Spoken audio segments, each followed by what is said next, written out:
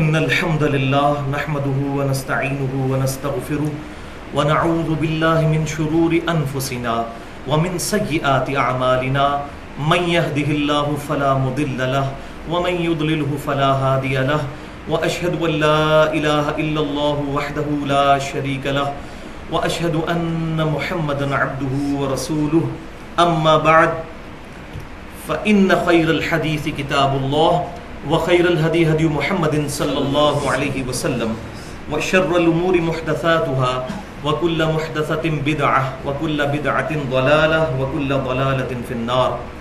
أعوذ بالله السميع العليم من الشيطان الرجيم من همزه ونفخه ونفثه.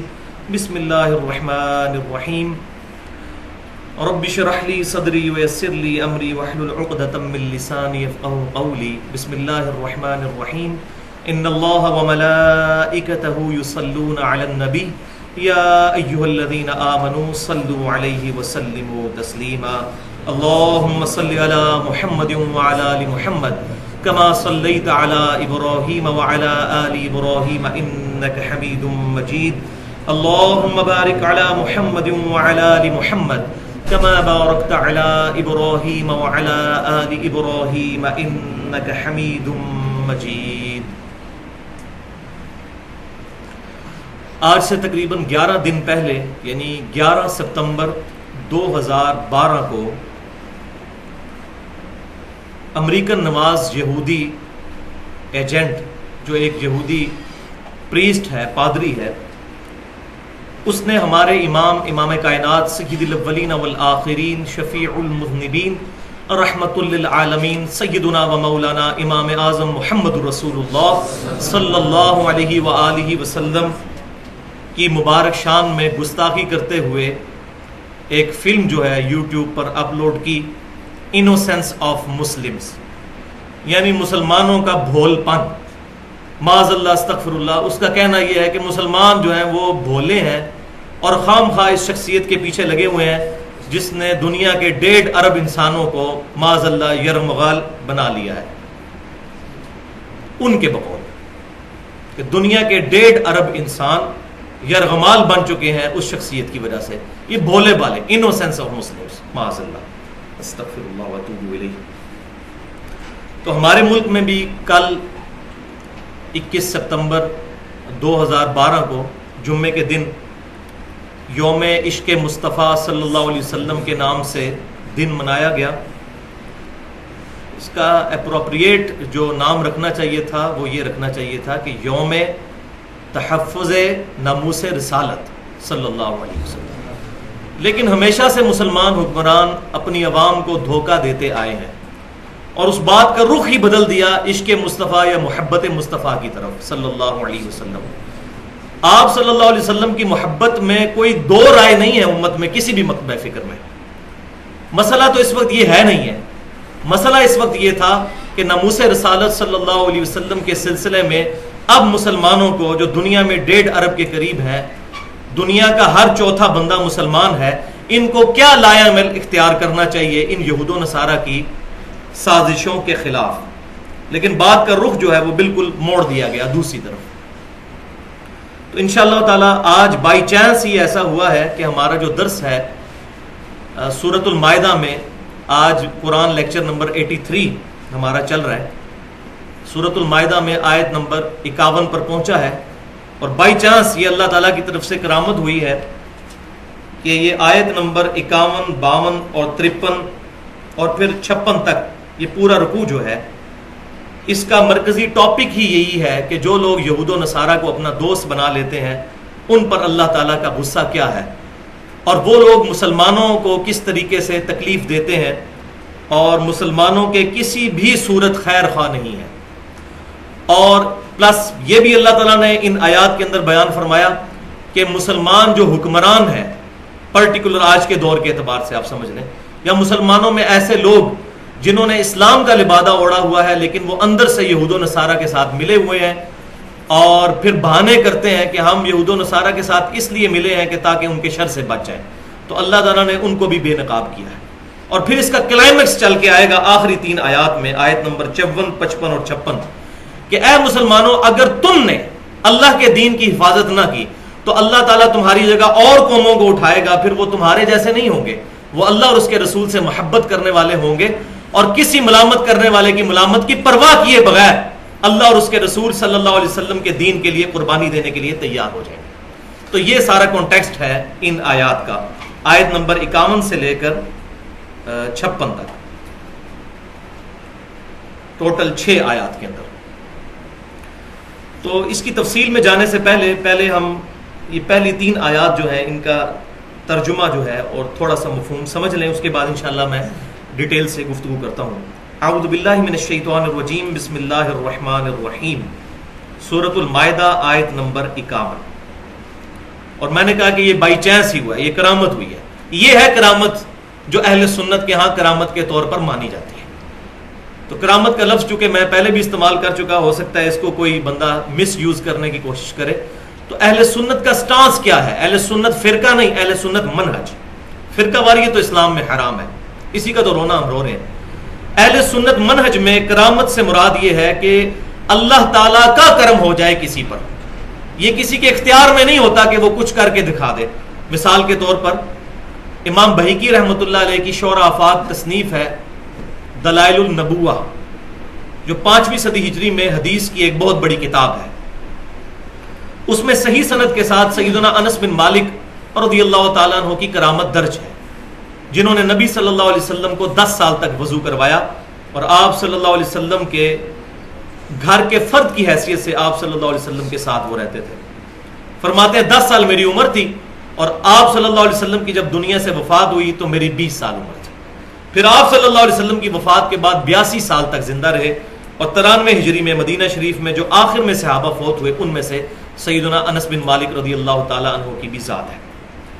تو انس بن مالک کے بارے میں دلائل النبوہ امام بہیقی کی اس میں صحیح سند کے ساتھ ملتا ہے کہ ایک دفعہ قحط پڑ گیا، تو کفار میں سے کسی شخص نے آ کر سیدنا انس بن مالک کو یہ طعنہ دیا کہ تم تو اللہ تعالیٰ کے محبوب بندے ہونے کا دعویٰ کرتے ہو کہ مسلمان اللہ کے محبوب ہیں اور یہود و نصارہ اور مشرکین یہ اللہ تعالیٰ کے مقبوض ہیں، غضب یافتہ ہیں، تو کیا حال ہے تمہارا کہ تم بھی قحط میں اسی طرح مبتلا ہو جس طرح ہم مبتلا ہیں؟ تو تم میں اور ہم میں تو کوئی فرق نہیں۔ تو سیدنا انس بن مالک رضی اللہ تعالیٰ عنہ کافی غمگین ہوئے، اپنی زمین میں جا کر کھڑے ہوئے جہاں پر انہوں نے فصل بوئی ہوئی تھی، اور وہاں اللہ کے حضور ہاتھ بلند کیے کہ اے اللہ مجھے اپنے دشمنوں کے مقابلے پر ذلیل نہ فرما، میری عزت اور آبرو کی حفاظت فرما، اور اے اللہ بارش عطا فرما۔ دعا کی، دعا کر کے فارغ ہوئے، اسی وقت ایک گھٹا چھائی اور صرف سیدنا انس بن مالک رضی اللہ تعالیٰ عنہ کی زمین پر بارش ہوئی، اور وہ بادل کا ٹکڑا برس کر وہاں سے چلا گیا، ارد گرد کوئی بارش نہیں ہوئی۔ تو یہ ہے کرامت کہ کسی کی دعا قبول ہو جائے، یا اللہ تعالیٰ کسی کے ساتھ اس طرح کا معاملہ کر دے، جس طرح آج ہمارے ساتھ ہوا کہ یہ ایشو بھڑکا ہوا تھا، تو بائی چانس ہماری 83 نمبر کلاس جو ہے، جو ایک روٹین سے پچھلے 2-2.5 سال سے چل رہی ہے، وہ اسی موقع پر آئی جس موقع پر آج جو گستاخ رسول والا مسئلہ ایشو جو اٹھا ہے، اس کو ایڈریس کرنا ضروری تھا۔ اب یہ کرامت جو انس بن مالک کی، اگر کوئی اس کو یوں بیان کرے کہ جی ایک دفعہ ایک کافر انس بن مالک کے پاس آیا اور اس نے کہا کہ ہم میں اور آپ میں کیا فرق ہے، تو انس بن مالک نے اینج نگاہ چکی، اینج بدلوں نو اشارہ کیتا، اور بادلوں کو انگلی سے بلاتے ہوئے اپنی زمین تک لے آئے اور کہا کہ برسو۔ تو اب اس طریقے سے اگر کوئی چیز پریزنٹ کرے گا تو ہم پھر اس پر آبجیکشن کریں گے، یہ کرامت نہیں ہوتی۔ کرامت تو اللہ سے ریکویسٹ کی ہے، اللہ کی مرضی قبول کرے، اللہ کی مرضی نہ کرے۔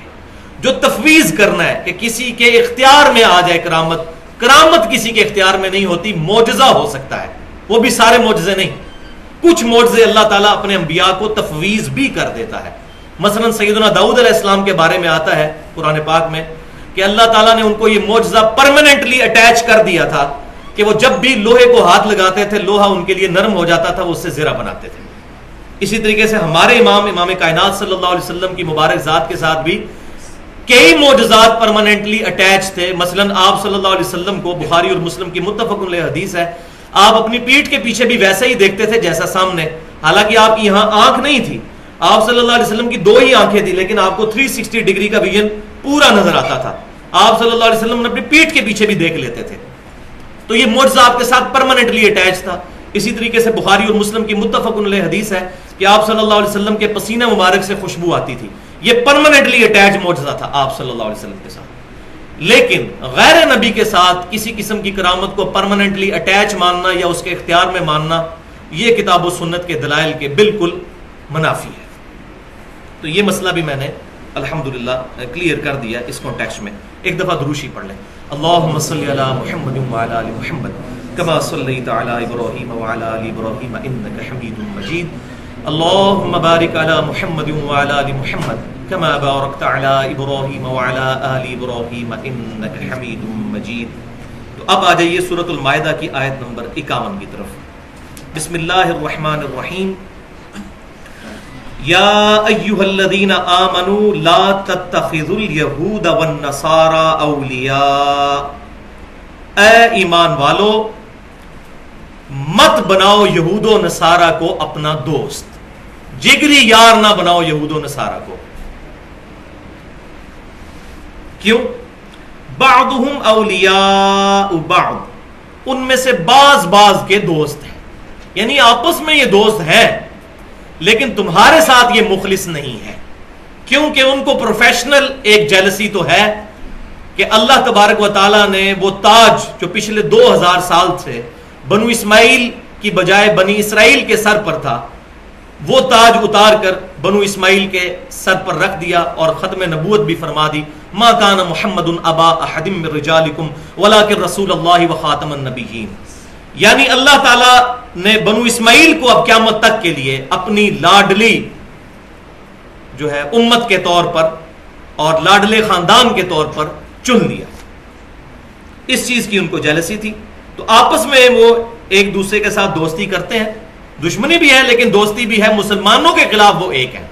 آپس میں ان کی دشمنی کا ذکر بھی قرآن پاک میں سورہ آل عمران میں گزر چکا ہے کہ قیامت تک کے لیے ان کی آپس میں نفرتیں ضرور ہیں لیکن تمہارے خلاف یہ ایک ہے یہود و نصارہ. وَمَن يَتَوَلَّهُم مِّنكُمْ فَإِنَّهُ مِنْهُمْ. گاڑا فتویٰ آ گیا. اور جس نے دوست بنایا انہیں تم میں سے فَإِنَّهُ مِنْهُمْ, تو وہ بھی انہی میں سے.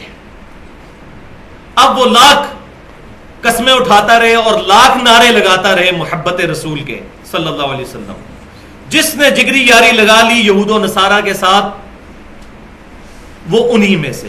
ہاں اس میں ایک ایکسیپشن ہو سکتی ہے, وہ یہ ہے کہ کوئی عالم یا اہل علم میں سے کوئی شخص یہود و نصارہ کے ساتھ اس لیے دوستی لگاتا ہے کہ ان کو دین کی دعوت دے, تو یہ بالکل الگ معاملہ ہے, اس کو آپ اس پر قیاس نہ کریں.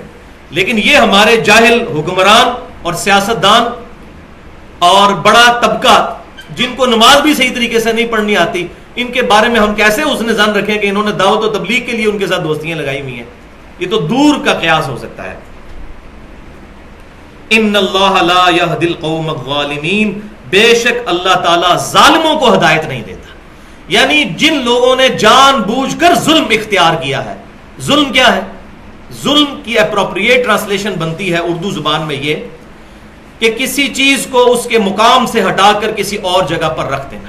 ایمان کا ایک تقاضا تھا کہ جگری یاری اللہ اور اس کے رسول صلی اللہ علیہ وسلم یا ان کے ریفرنس کے ساتھ صحابہ اکرام تابعین تبع تابعین یا اہل بیت کے ساتھ یا کامل الایمان مسلمانوں کے ساتھ ہونی چاہیے تھی.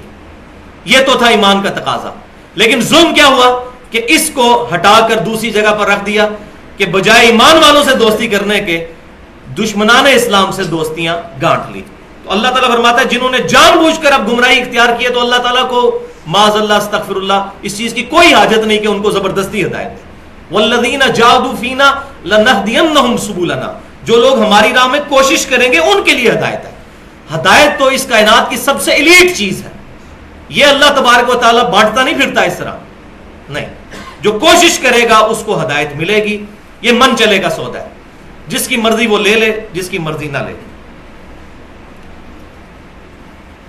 فَتَرَى الَّذِينَ فِي قُلُوبِهِم مَرَضٌ. سو تم دیکھو گے ان لوگوں کو کہ جن کے دلوں میں مرض ہے, نفاق, اوپر سے مسلمان اور اندر سے منافق ہیں. يُسَارِعُونَ فِيهِمْ يَقُولُونَ نَخْشَىٰ أَن تُصِيبَنَا دَائِرَةٌ. ان میں مرض یہ ہے کہ دوڑ دوڑ کر یہود و نصارہ کی طرف جاتے ہیں اور کہتے ہیں ہم اس بات سے ڈرتے ہیں کہ ہم پر کوئی گردش زمانہ نہ آ جائے. یعنی ہم یہود و نصارہ کے ساتھ اس لیے دوستیاں گاٹ رہی ہیں کہ ہم پر اگر برا وقت آئے تو یہ لوگ ہمارے ساتھی بنے. ایسا نہ ہو کہ ہم پر برا وقت آئے اور یہ لوگ بھی ہمیں مارنا شروع کر دیں. یعنی وہ پناہ گاہ یہود و نصارہ کو بناتے ہیں. اللہ تعالیٰ کے دامن کرم میں آنے کی بجائے یہود و نصارہ کے ساتھ دلی دوستی لگاتے ہیں. اب مجھے بتائیں یہ آیات تو تقریباً 1400 سال پرانی ہے, 1450 سال, لیکن یہ آج کے حکمران مسلمان, بدماش حکمران, آج کی ملوکیت جو مسلمانوں پر مسلط ہے, اس کا بھی نقشہ کچھ اس سے مختلف نہیں ہے. فَعَسَى اللَّهُ أَن يَأْتِيَ بِالْفَتْحِ أَوْ أَمْرٍ مِّنْ عِنْدِهِ فَيُصْبِحُوا عَلَى مَا أَسَرُّوا فِي أَنفُسِهِمْ نَادِمِينَ. تو اللہ تعالیٰ فرما رہے ہیں کہ وہ وقت دور نہیں ہے کہ اللہ تعالیٰ تمہیں اے مسلمانوں فتح دے دے, یا اللہ تعالیٰ کی طرف سے حکم عذاب آ جائے ان دشمنوں کے لیے جو تمہارے دشمن ہیں یہود و نصارہ. تو پھر ان کی حالت یہ ہوگی کہ یہ اپنے دل میں ندامت محسوس کرنا شروع کر دیں گے کہ جو انہوں نے دوستیاں یہود و نصارہ کے ساتھ گانٹھی ہوئی تھی, تو یہ پھر شرمندہ ہوں گے کہ الٹیمیٹ جیت اگر مسلمانوں کی ہی ہونی تھی تو ہم نے ان کے ساتھ دوستیاں کیوں گانٹھی. کیونکہ دنیا پرست ہے نا, جس کو پنجابی میں کہتے ہیں جڑا جیتے وہ دے نال. تو اگر مسلمان جیتیں گے تو یہ کہیں گے کہ یار ہمیں مسلمانوں کے ساتھ ہی رہنا چاہیے تھا. اور مسلمانوں کو بھی ان کے کرتوتوں سے پتہ چل جاتا ہے کہ یہ دلی طور پہ مسلمانوں کے ساتھ نہیں ہے. آج ہمارے حکمران کتنے اسلام کے ساتھ مخلص ہیں سب کو پتہ ہے. تو اس وقت پھر کیا ہوگا اور یہ وقت کب آنا ہے انشاءاللہ تعالی, یہ اللہ تعالیٰ کا وعدہ ہے قرآن پاک میں کم از کم 3 دفعہ, اور اس کا کلائمیکس ہے سورہ الصف کے اندر. هو الذي ارسل رسوله بالهدى ودين الحق ليظهره على الدين كله ولو كره المشركون. وہی اللہ ہے جس نے اپنے رسول کو الہدا یعنی قرآن کے ساتھ بھیجا, یہ ہدی للناس, اور دین حق کے ساتھ, تاکہ اس دین کو تمام ادیان پر غالب کر دے خواہ مشرک اس کا برا مان جائے. اور یہ انشاءاللہ تعالی پیشن گوئی پوری ہونی ہے. ابھی تک تو پوری نہیں ہوئی, لیکن قیامت سے پہلے پہلے صحیح احادیث کے اندر جو اہل سنت اور اہل تشیع کے ہاں کامن ہے, متفقن علیہ احادیث ہیں. سنن نبی داؤد کے اندر, مسند امام احمد کے اندر, امام مہدی والے چیپٹر میں سنن نبی داؤد کے اندر موجود ہے. قیامت اس وقت تک نہیں آئے گی جب تک کہ میری فاطمہ بیٹی کی اولاد میں سے میرے ہی نام پر یعنی محمد نام پر ایک شخص نہ پیدا ہو جائے جو پوری دنیا کو انصاف سے بھر دے گا. تو امام محمد مہدی رضی اللہ تعالی عنہ نے اس دنیا میں آنا ہے, پیدا ہونا ہے, اور پھر سیدنا عیسیٰ علیہ السلام کے ساتھ مل کر قتال کرنا ہے یہودیوں کے خلاف, دجال کے خلاف. اور میں کافی ڈیٹیل سے بتا چکا ہوں, مسئلہ نمبر 12 کے نام سے حیات مسیح اور نزول مسیح علیہ السلام اہل سنت پاک.com پر گفتگو رکھی ہے تقریباً 1 گھنٹے کی. تو یہ وعدہ ہے, اللہ تعالیٰ نے یہ وعدہ پورا کرنا ہے. اور اس وقت پھر کیا ہوگا, وَيَقُولُ الَّذِينَ آمَنُوا, تو اس وقت پھر کہیں گے ایمان والے, أَهَؤُلَاءِ الَّذِينَ أَقْسَمُوا بِاللَّهِ جَهْدَ أَيْمَانِهِمْ, ایمان والے پھر کہیں گے کہ یہ منافقین جن کو ہم بڑے بڑے بزرگ سمجھتے تھے اور بڑے بڑے مسلمانوں کے لیڈر سمجھتے تھے, یہ ایمان والے لوگ جو اللہ کی قسمیں کھایا کرتے تھے اور بڑی گاڑی گاڑی قسمیں, جہد ایمانہم, بڑی سخت سخت قسمیں کھایا کرتے تھے, انہم لا معکم, کہ بے شک ہم تمہارے ساتھ ہیں.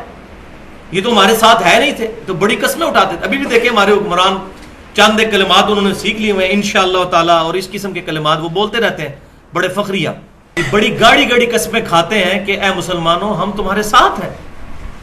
اور میں یہ کہہ رہا تھا کہ حکمران جو ہیں آج کل ماشاءاللہ انہوں نے بھی ایسے الفاظ سیکھ لیے ہیں انشاءاللہ تعالیٰ, الحمدللہ, اللہ کے کرم سے. یہ آپ سن رہے ہوتے ہیں, تو یہ دھوکہ نہ کھائیں ان سے.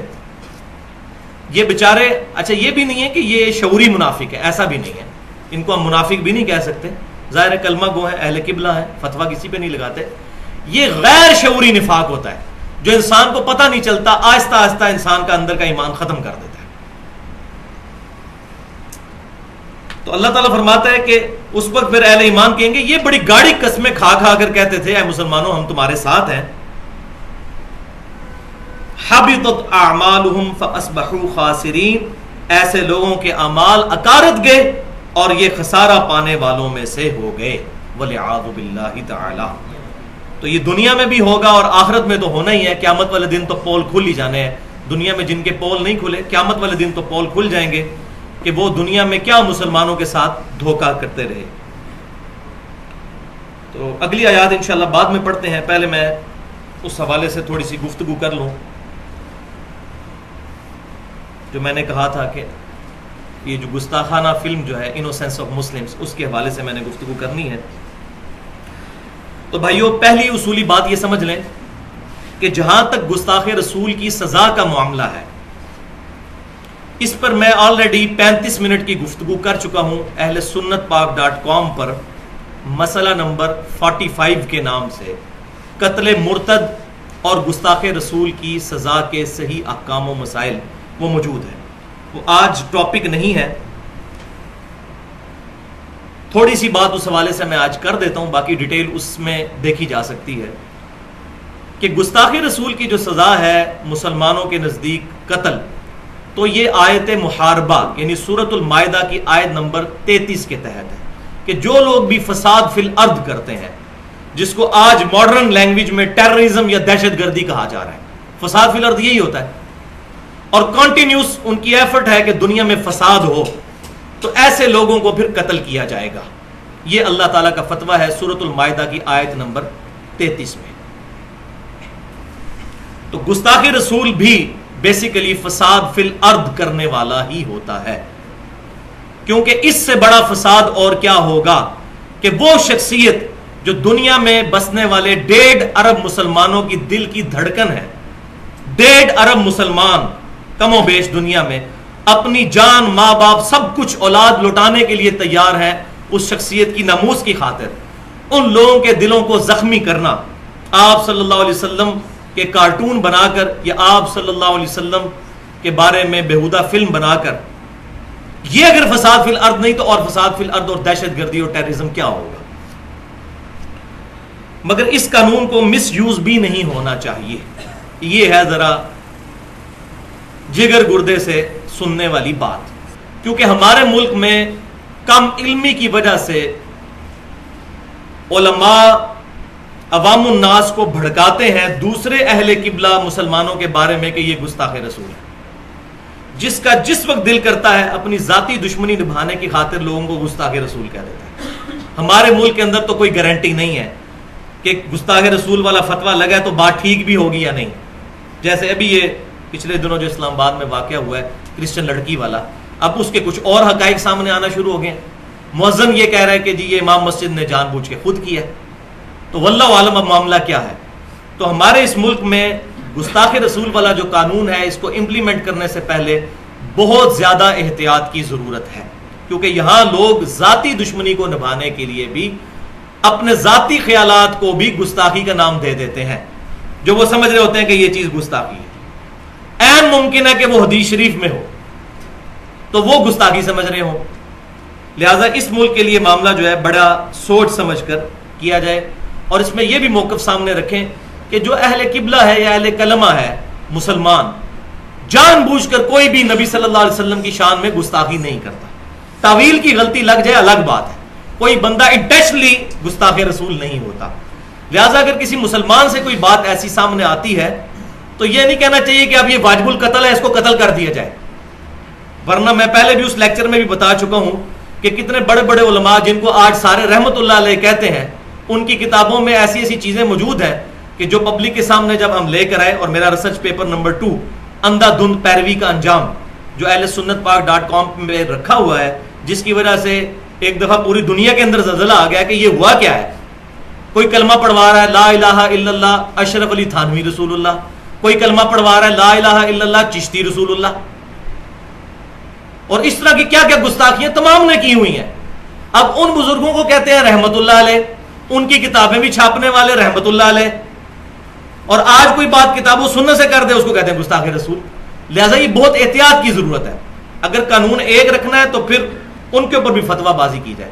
ادروائز میرا موقف یہ ہے کہ کسی مسلمان سے بھی کوئی بات کتاب و سنت کے خلاف آتی ہے، اس پر فتویٰ لگانے کی بجائے اس کی اصلاح کرنی چاہیے۔ یہی کتاب و سنت کی تعلیمات ہے۔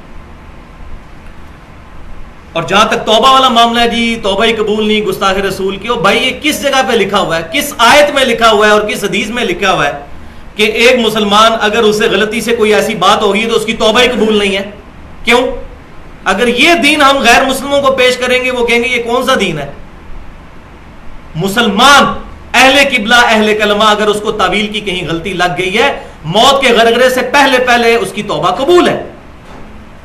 بڑے سے بڑا گناہ اس کائنات میں سب سے بڑا گناہ کون سا ہے؟ شرک، اس میں تو کوئی دوسری بات نہیں ہے نا۔ قرآن پاک میں 2 دفعہ ہے، سورہ النساء کی آیت نمبر 48 اور آیت نمبر 116 میں ان اللہ لا یغفر ان یشرک بہ ویغفر ما دون ذلک لمن یشاء ومن یشرک باللہ فقد ضل ضلالا بعیدا۔ بے شک اللہ تعالیٰ اس گناہ کو کبھی معاف نہیں کرے گا قیامت والے دن، دنیا میں تو معاف کر دے گا، قیامت والے دن کہ اگر کوئی شخص اس حال میں اللہ کے پاس پیش ہوا کہ اس نے اللہ کے ساتھ شرک کیا ہوا، اس کے علاوہ جتنے گناہ ہیں اگر چاہے گا تو معاف کر دے گا، وہ بھی اوپن لائسنس نہیں ہے، اگر چاہے گا تو معاف کر دے گا۔ لیکن دنیا کے اندر اللہ تعالیٰ شرک بھی معاف کر دیتا ہے، جس سے بڑا کوئی گناہ ہی نہیں ہے۔ شرک اللہ کی گستاخی ہے۔ سورہ مریم میں پڑھ کے دیکھ لیجئے، اللہ تعالیٰ فرماتا ہے جنہوں نے رحمان کے لیے بیٹا تجویز کیا یہ اللہ کو اتنی بڑی گالی دی کہ قریب ہے کہ آسمان پھٹ پڑے، زمین شک ہو جائے اور پہاڑ ریزہ ریزہ ہو جائیں، ان دعوا للرحمن ولدا، کہ انہوں نے رحمان کے لیے بیٹا تجویز کیا۔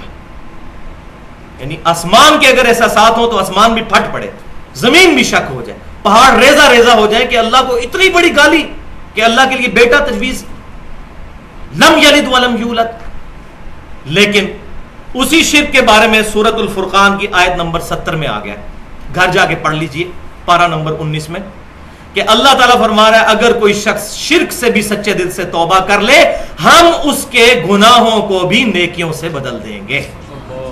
اللہ اکبر کبیرا والحمد للہ کثیرا وسبحان اللہ بکرۃ واصیلا، سبحان اللہ وبحمدہ عدد خلقہ ورضا نفسہ وزنۃ عرشہ ومداد کلماتہ وکتب علی نفسہ الرحمہ۔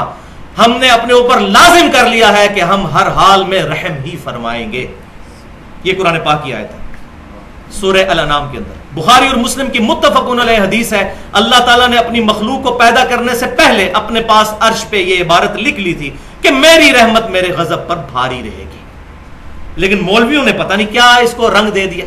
لیکن اس کی دوسری ایکسٹریم بھی نہیں ہونا چاہیے کہ رحمت کی بنیاد کے اوپر اللہ کی نافرمانیاں کی جائیں، اس پہ بھی اللہ تعالیٰ کا بہت زیادہ غصہ ہے۔ قرآن پاک میں توبہ اس کی اللہ تعالیٰ فرماتا ہے قبول ہوگی جس نے توبہ کے بعد اپنی اصلاح بھی کر لی۔ خالی ہولی توبہ قرآن پاک میں کہیں نہیں ہے، وہ آج ٹاپک نہیں ہے، اس پہ میری پوری گفتگو ہے اہل سنت پاک.com پر، تقریباً 45 منٹ کی، مسئلہ نمبر 18 کے نام سے گناہ کبیرہ اور توبہ کا بیان۔ میں نے ڈیٹیل سے یہ تمام ایشوز جو دھوکے دیے جاتے ہیں لوگوں کو، کچھ NGOs دھوکہ دیتی ہیں، اخلاقیات کے نام پر عبادات سے دور کرتے ہیں، اور کچھ مولوی ہیں جو صرف داڑھی نماز اور ان چکروں میں ڈال کر باقی اخلاقیات سے دور کر دیتے ہیں۔ یہ دونوں ایکسٹریمز ہیں، ان دونوں کا میں نے الحمدللہ اس میں رد کیا ہے۔ تو لہٰذا اگر اللہ کے گستاخ کی توبہ ہے تو گستاخ رسول کی بھی توبہ ہے اگر وہ سچے دل سے توبہ کر لے۔ توبہ کا دروازہ ہر وقت کھلا ہے۔ البتہ اگر کوئی شخص عادتاً گستاخ رسول ہے جو کتاب و سنت کے دلائل سے ثابت ہو جائے کہ بار بار گستاخی کرتا ہے، تو اب ایسا شخص فساد فی الارض کرنے والا ہے، ایسے شخص کو جو ہے وہ قتل کرنا چاہیے۔ اور دنیا میں تمام حکومتیں اپنے غداروں کو اور دہشت گردوں کو قتل کرتی ہیں، اس میں کسی کو تکلیف نہیں ہونی چاہیے کہ کیوں قتل کیا، تمام لوگ ایسے کرتے ہیں، لیکن اس بات کو سمجھنے کی ضرورت ہے۔ پہلے نبی صلی اللہ علیہ وسلم کے پچھلے سالوں میں کارٹون والے معاملات سامنے لائے گئے، آئے دن کوئی نہ کوئی کارٹون چھپ جاتا تھا، کبھی ڈنمارک سے چھپتا تھا تو کبھی امریکہ میں چھپ جاتا تھا، کبھی یورپ کے کسی ملک کے اندر چھپ جاتا تھا۔ لیکن وہ کارٹون جو چھپ رہے تھے اس میں پھر بھی کچھ نہ کچھ بنیاد تھی جس کو بگاڑ کر وہ کارٹون بنائے گئے۔ مثال کے طور پر قرآن پاک، اس میں کوئی شک نہیں کہ قتال کی طرف رہنمائی کرتا ہے، قتال از دا سمم بونم آف اسلام، اسلام کا ہائیسٹ گڈ جو ہے وہ قتال ہے، اس میں تو کوئی شک ہی نہیں ہے. قتال کا منکر جو ہے وہ اسلام اور قرآن کا ہی منکر ہے. ہاں اس پہ بحث ہو سکتی ہے کہ قتال کس وقت ہونا چاہیے کس وقت نہیں، قتال پہ تو کوئی دوسری رائے نہیں ہے. اسی کو انہوں نے بگاڑ کر پیش کیا اور نبی صلی اللہ علیہ وسلم کی مبارک داڑھی میں بم دکھائے، ایسے کارٹون بنائے کہ یہ تو معاذ اللہ دہشت گردی کی تعلیم دینے والا پیغمبر ہے، معاذ اللہ استغفر اللہ. تو قتال کے کنسپٹ کو، جہاد کے کنسپٹ کو بگاڑ کر پیش کیا. چلے تو اس کی تو پھر بھی کوئی بنیاد تھی جس کو بگاڑا، لیکن اس وقت یہ جو انہوں نے بے غیرتی اور بے حیائی کی ہے، اس کی تو کوئی بنیاد ہی نہیں تھی کہ جس کو بگاڑا جاتا. دنیا کی سب سے بڑی دہشت گردی اور دنیا کا سب سے بڑا جھوٹ جو ہمارے پروفٹ امام کائنات سید الاولین والآخرین شفیع المذنبین رحمت للعالمین سیدنا و مولانا امام اعظم محمد رسول اللہ صلی اللہ علیہ وسلم کی مبارک ذات پر انہوں نے بولا ہے. اور معاذ اللہ استغفر اللہ، معاذ اللہ استغفر اللہ، معاذ اللہ استغفر اللہ، آپ صلی اللہ علیہ وسلم پر ہومو سیکچولیٹی کا الزام لگایا اور اسی طریقے سے بے حیائی پہ مبنی الزامات آپ صلی اللہ علیہ وسلم پر لگائے جن کی کوئی بنیاد ہی نہیں ہے. چاہے قتال کسی نہ کسی شکل میں موجود تھا، اسلام تو ان تمام چیزوں کو کنڈیم کرتا ہے. دنیا میں سب سے زیادہ زنا سے بچنے والے اگر کوئی ہے تو مسلمان ہے. دنیا میں سب سے زیادہ لواطت سے بچنے والے اگر ہے تو مسلمان ہے. یہ تو امریکہ ہے جس کی 3 اسٹیٹس کے اندر ہومو سیکچولیٹی کو قانون کی حیثیت دے دی گئی ہے. یہ تو ان لوگوں کا ہے، عیسائیت بھی یہ نہیں کہتی. یہ تو منکرین خدا سمجھ لیں یا ایتھیسٹ یا کمیونسٹ یا لبرل مائنڈ قسم کے لوگ ہیں جن کا کوئی دین مذہب ہی نہیں ہے، ان کے نظریات ہیں. ہم کرسچینٹی کو بلیم نہیں کرتے، نہ جوڈائزم کو، یہودیت کو بلیم کرتے ہیں اس معاملے میں. اب اس وقت ضرورت کس بات کی ہے، یہ ہے امپورٹنٹ گفتگو. ہمیں اس وقت اب کیا کرنا ہے، مسلمانوں کو اپنا لایا عمل کیا طے کرنا ہے ان گستاخیوں کے حوالے سے. تو اس پہ میں نے کافی غور و تفکر کیا ان 1.5-2 ہفتوں کے اندر. تو میں اس رزلٹ پر پہنچا ہوں لوگوں سے ڈسکشن کرنے کے بعد، باقی میڈیا دیکھنے کے بعد، کہ 2 سٹیپس بہت امپورٹنٹ ہیں اس پورے کانٹیکسٹ میں. سٹیپ نمبر 1 یہ ہے کہ ہم تشخیص کریں اس مرض کی کہ آخر کیا وجہ ہے کہ غیر مسلم بار بار نبی صلی اللہ علیہ وسلم کے کارٹون بنا رہے ہیں. ہم اس چکر میں پڑ گئے ہیں کہ ان کو پھانسی دو. یہ معاملہ تو بہت بعد میں دیکھنے والا ہے. پہلا اس مرض کی تشخیص کی جائے کہ مرض کیوں لگا ہے ان کو، آخر ان کے عزائم کیا ہیں اس کے پیچھے. اور جب اس کی تشخیص ہو جائے تو پھر اس مرض کا علاج، یہ ہے سٹیپ نمبر 2. یہ 2 سٹیپ. اس میں جو سٹیپ نمبر 1 ہے اس میں 5 پوائنٹس ہیں جو میں نے ڈسکس کرنے ہیں. پوائنٹ نمبر 1 یہ کہ اس ایشو کو، جو گستاخ رسول والا ایشو کارٹونز کی شکل میں یا فلم کی شکل میں چل رہا ہے، اس کا روٹ کاز انالیسز کس طرح کیا جائے، وہ انالیسز تھوڑا سا میں نے کیا ہے پوائنٹ نمبر 1 کی شکل میں. کہ اس وقت ایتھیزم یا مٹیریلزم کے ماننے والے مادہ پرست جو لوگ ہیں، جو کسی ریلیجن پر ایمان نہیں رکھتے، بس نام کے عیسائی اور یہودی ہیں، بیسیکلی تو وہ ایتھیسٹ ہو چکے ہوئے ہیں، منکرین خدا ہیں، مٹیریل کی پوجا کرنے والے لوگ ہیں. ان کو سب سے بڑی تکلیف یہ ہے کہ Islam is the only practicing religion on the face of earth. دنیا میں کوئی اور دین پریکٹسنگ نہیں جس کے ماننے والے اس قدر پریکٹس کرتے ہوں اپنے دین کو. اس گئے گزرے دور میں بھی الحمدللہ 40-50 لاکھ بندہ حج کرنے کے لیے جاتا ہے. نماز پڑھنے والوں کی تعداد بھی لاکھوں میں نہیں ہے، کروڑوں میں ہے الحمدللہ. اور جمعہ پڑھنے والوں کی تعداد 1 ارب سے زیادہ ہی ہوگی. یہ تو ہو گیا عمل کے اعتبار سے. اور عقائد کے اعتبار سے جتنے سٹرانگ مسلمان ہیں، کوئی دنیا کا ریلیجن کا ماننے والا اپنے عقائد میں اتنا پختہ نہیں ہے. خصوصاً امام کائنات صلی اللہ علیہ وسلم کی مبارک ذات کے حوالے سے مسلمان اپنا تن من دھن سب کچھ لٹانے کے لیے تیار ہے. اس میں کوئی دوسری رائے نہیں ہے. اب چونکہ اسلام اونلی پریکٹسنگ ریلیجن ہے، لہذا شیطان دنیا میں چاہتا ہے کہ نفسانی خواہشات اور جنسی خواہشات کا غلبہ ہو،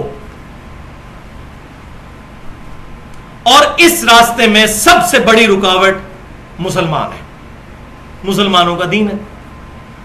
اسلام کبھی یہ نہیں چاہے گا کہ یہ تمام چیزیں عام ہوں، لہذا مسلمان دنیا میں اتنی بڑی تعداد میں موجود ہیں اور ان کا ریلیجن پریکٹسنگ ہونے کی وجہ سے جب بھی اس طرح کا کوئی ایشو سامنے آتا ہے تو مسلمان بڑھ چڑھ کر ان چیزوں کی مخالفت کرتے ہیں، جبکہ وہ تو نفس کی پیروی کرنا چاہتے ہیں۔ تو یہ ہے پہلی وجہ جو میں سمجھاؤں، یہ گستاخانہ خاکے بنانے کی، اس پر اسلام دشمنی کا اظہار کرنے کی۔ پوائنٹ نمبر 2، یورپ اور امریکہ کی بہرا روی والی زندگی جو ہے، اس سے وہاں کا نوجوان طبقہ متنفر ہو کر بڑا تیزی سے اسلام کی طرف آ رہا ہے۔ جب سے اسلام کو ملائن کیا جا رہا ہے اتنا ہی تیزی سے اسلام پھیل رہا ہے الحمدللہ۔ 11 ستمبر 2001 کے بعد ٹوئنز ٹاور کا جو اٹیک ہوا، جو میں بینگ این انجینئر ٹیکنیکلی آپ کو بتاتا ہوں کہ وہ بلڈنگز جان بوجھ کر گرائی گئی ہیں، ڈیمالش کی گئی ہیں، اور وہ یہ تمام چیزیں اب سامنے بھی آ چکی ہیں ٹیکنیکلی۔ جہاز سے وہ بلڈنگ تو بڑی دور کی بات ہے، ہماری یہ بلڈنگ نہیں گر سکتی، اور اتنی بڑی سٹیل سٹرکچر اور ایک طرح کے ٹکڑے اس کے بن کے، تو وہ تو سارا پول کھل چکا ہے بن۔ اس سے انہوں نے مقصد کیا حاصل کرنا تھا کہ اسلام کو بدنام کریں اور اسلام کے خلاف پروپیگنڈا کریں، لیکن وہاں کا جو پڑھا لکھا طبقہ ہے وہ ہماری طرح تو ہے نہیں ہے۔ انہوں نے کہا کہ یہ کون سا دین ہے جس کو بدنام کیا جا رہا ہے، ہم بھی خود سٹڈی کریں گے کون دہشت گرد لوگ ہیں جو دنیا میں اتنی زیادہ تعداد میں موجود ہیں۔ انہوں نے الحمدللہ قرآن پڑھنا شروع کیا، اور قرآن وہ زندہ معجزہ ہے۔ بخاری اور مسلم کی متفق علیہ حدیث ہے، اللہ تعالیٰ نے ہر نبی کو ایک معجزہ دیا تھا، اور تمام انبیاء پر ایمان لانے والے لوگوں کی تعداد ڈیپینڈ کرتی تھی اس معجزے پر۔ اللہ تعالیٰ نے مجھے وحی قرآن کا معجزہ دیا ہے، میں اللہ سے امید کرتا ہوں قیامت والے دن میرے متبعین کی تعداد سب سے زیادہ ہوگی، کیوں کہ معجزہ سب سے بڑا ہے آپ صلی اللہ علیہ وسلم۔ یہ پاکستان کا مولوی ہے جس کا پراپوگنڈا ہے قرآن حدیث ڈائریکٹ نہ پڑھو، وہ پلیز انگریز قرآن ڈائریکٹ پڑھتا ہے انگریزی میں، اس کو ہدایت مل جاتی ہے۔ پاکستان کا مولوی کہتا ہے نہ پڑھو، کیوں؟ اس کے عقیدے ہی قرآن کے خلاف ہے، اس نے تو قرآن پڑھ کے اپنے مسلک کو پھیلانا ہے، نہ کہ قرآن کو ماننا ہے، تو قرآن تو نہیں پڑھنے دے گا، کبھی بھی نہیں پڑھنے دے گا۔ تو 11 ستمبر 2001 کے بعد 9 مہینے میں 34,000 امریکنز نے اسلام قبول کیا، اور اس وقت سے لے کر ابھی تک یورپ اور امریکہ میں تقریباً روزانہ 400 بندہ مسلمان ہو رہا ہے قرآن پاک کا ترجمہ انگریزی میں پڑھنے کے بعد۔ اس تیزی سے اسلام ہے، بلکہ 2007 میں جب کلنٹن آیا تھا 2007 میں جیو کو انٹرویو دیتے ہوئے اس نے یہ بات پاکستان میں کہی تھی، اسلام از دا فاسٹسٹ گروئنگ ریلیجن ان امریکہ، امریکہ میں سب سے تیزی سے پھیلنے والا دین اسلام ہے۔ 2050 تک امریکہ میں سب سے زیادہ تعداد میں مسلمان ہو جائیں گے، اور آپ کو پتا ہے امریکہ اس وقت آبادی کے لحاظ سے دنیا کے 4تھے نمبر پر ہے، اتنی آبادی ہے، 30 کروڑ کے قریب آبادی ہے، پاکستان سے 1.5 گنا بڑی آبادی، اور 2050 تک جس تیزی سے اسلام پھیل رہا ہے مسلمان زیادہ ہو جائیں گے امریکہ کے اندر۔ تو یہ ایک ریزن ہے جس کی وجہ سے وہ یہ سارے کے سارا معاملہ خراب کرنا چاہتے ہیں۔ پوائنٹ نمبر 3، اسلام کی پوری عمارت ایک شخصیت پر کھڑی ہے، اور وہ ہمارے پروفٹ امام کائنات سید الاولین والآخرین شفیع المذنبین رحمت للعالمین سیدنا و مولانا امام اعظم محمد رسول اللہ صلی اللہ علیہ وسلم کی مبارک ذات ہے۔ اس قرآن کی واحد اتھینٹسٹی پروفٹ کی زبان ہے، آپ صلی اللہ علیہ وسلم پر پورے دین کی عمارت کھڑی ہے، لہذا انہوں نے ٹارگٹ کیا کہ نبی صلی اللہ علیہ وسلم کی نفرت لوگوں کے دلوں میں ڈالی جائے۔ تو ڈاکٹر اقبال نے بہت پہلے ہی بات کی تھی، یہ فاقہ کش جو موت سے ڈرتا نہیں، روح محمد اس کے قلب سے نکال دو، کہ موت سے نہیں ڈرتا اپنے نبی کی خاطر، نبی صلی اللہ علیہ وسلم کی محبت اس کے دل سے نکال دو کسی طریقے سے، اس کو اگر مردہ کرنا ہے تو نبی صلی اللہ علیہ وسلم کی محبت نکال دی جائے۔ بخاری اور مسلم کی متفق علیہ حدیث ہے، تم میں سے اس وقت تک کوئی شخص مؤمن ہی نہیں ہو سکتا جب تک کہ میں اسے اس کے ماں باپ اولاد سب لوگوں سے بڑھ کر عزیز نہ ہو جاؤں. اور الحمدللہ پوری دنیا کے مسلمان خواہ کسی بھی مکتبہ فکر سے تعلق رکھتے ہوں، اہل سنت کہلوانے والے تینوں گروہ، بریلوی، دیوبندی، اہل حدیث اور اہل تشیع بھی، اپنے جان، مال، اولاد سب سے بڑھ کر نبی صلی اللہ علیہ وسلم سے محبت کرتے ہیں. تو آپ صلی اللہ علیہ وسلم کی محبت نکالنے کے لیے انہوں نے اس طرح کے کارٹون بنائے تاکہ لوگ پروفٹ کی ذات سے متنفر ہو جائیں تو باقی دین خود بخود ہی ان میں سے نکل جائے گا.